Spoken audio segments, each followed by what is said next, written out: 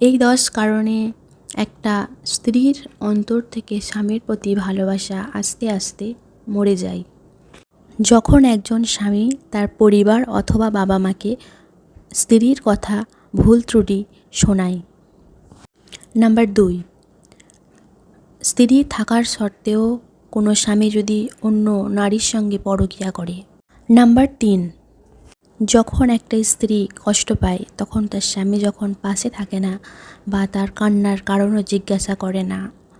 Number 4, লোকের সামনে যখন কোনো স্বামী তার স্ত্রীকে ছোট করে বা ছোট বড় কথা শোনায় বা অশ্লীল ভাষা ব্যবহার করে।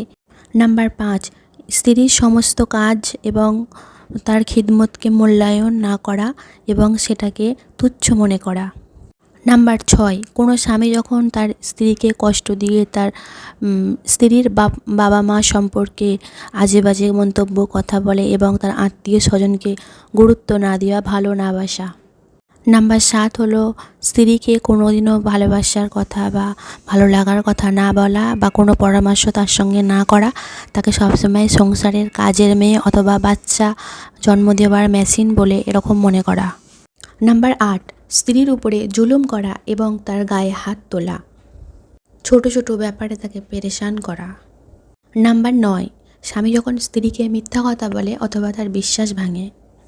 স্বামী যখন স্ত্রী এবং সন্তানের কোনো দায়িত্বই নিতে চায় না, নিজের মতো নিজে চলাফেরা করে, স্ত্রী সন্তানকে গুরুত্ব দেয় না।